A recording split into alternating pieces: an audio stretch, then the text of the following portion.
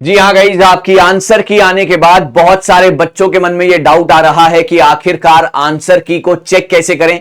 तो आज इस वीडियो में मैं आपको बताने वाला हूं कि आंसर की को चेक करने का सही तरीका क्या है, आपने कैसे एनटीए के आंसर्स को चैलेंज करना है अगर आपको लगता है कि वो आंसर ठीक नहीं है, और फिर कैसे पूरा प्रोसेस होगा, कितनी फी लगेगी, ये सारी की सारी बातें आज आपको यहां पर पता चलने वाली हैं। तो नमस्कार गाइस, आज मैं निशांत कपूर एक बार फिर से आपका स्वागत करता हूं आपके अपने पीडब्ल्यू यूजीसी नेट में।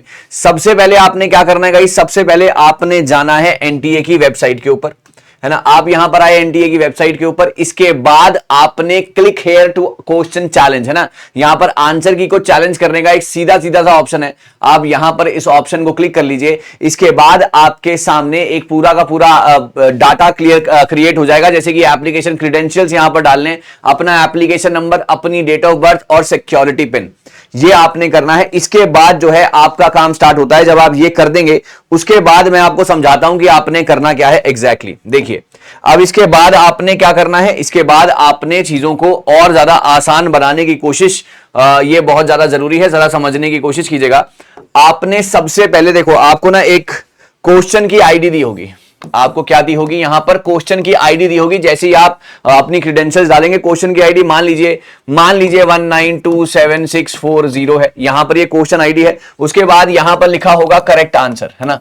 यहां पर क्या लिखा होगा, यहां पर लिखा होगा करेक्ट आंसर। करेक्ट आंसर में आपके सामने ऑप्शन नंबर 1 यहां पर, ऑप्शन नंबर 2 यहां पर, ऑप्शन नंबर 3 यहां पर और ऑप्शन नंबर 4 यहां पर, मिसाल के तौर पर, करेक्ट, है ना। अब ऐसे लिखा होगा।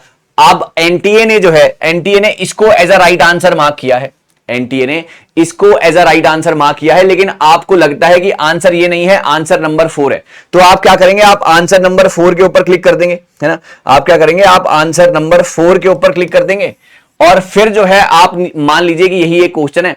उसके बाद आप नीचे स्क्रॉल डाउन करेंगे, उसके बाद आपको लगाना है अपना प्रूफ, आपको लगाना है अपना प्रूफ कि कौन सा, आपने किस बेसिस के ऊपर ये माना कि आंसर जो है ये वाला ठीक है। फिर आप अपना जो है प्रूफ लगाइए, ओके, प्रूफ लगाइए। उसके बाद जो है उसे सबमिट कर दीजिए, फाइनल सबमिट, है ना।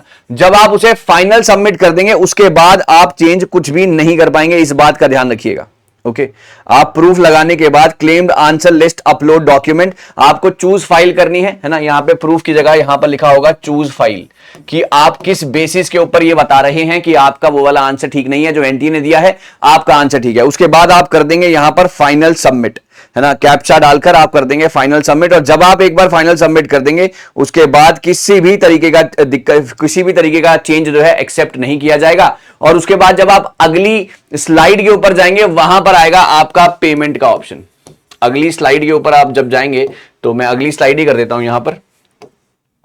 जब आप यहां पर अगली स्लाइड के ऊपर जाएंगे फिर आएगा आपका पेमेंट का ऑप्शन। जब आप पेमेंट पे क्लिक करेंगे, है ना, तो आपका जो है वो फाइनल सबमिट हो जाएगा। सो इस तरीके से जो है आपने अपने आंसर्स को चैलेंज करना है, या आपने अपने आंसर्स को चैलेंज करता हुआ देखना है कि कौन कौन सी चीजें वहां पर जरूरी हैं। आपका प्रूफ वहां पर होना बहुत जरूरी है कि किस बेसिस के ऊपर आप चाहते हैं कि आपका आंसर ये वाला नहीं, ये वाला सही है। इसके बाद आपको फी पे करनी है, अपने क्रेडेंशियल्स डालने हैं। उसके बाद फाइनल सबमिट करने के बाद अब आपका कोई भी आंसर फिर से आप उसको मॉडिफाई नहीं कर सकते, आप मॉडिफाई नहीं कर पाएंगे एक बार आंसर पे फाइनल सबमिट करने के बाद। सो इस तरीके की दिक्कत जो है बच्चों के मन में आ रही थी कि कैसे आंसर की को चैलेंज करना है, this is the right way of answer, मतलब चैलेंजिंग और आंसर की। मैं एक बार फिर से बता देता हूं, आप जाइए अपनी वेबसाइट के ऊपर, ऑफिशियल वेबसाइट के ऊपर, universityugcnet.nta.ac.in। उसके बाद आप यहां पर क्लिक करेंगे, क्लिक हेयर टू आंसर की चैलेंज। जब आप यहां पर आएंगे आप अपना एप्लीकेशन नंबर और सारी की सारी डिटेल डालेंगे।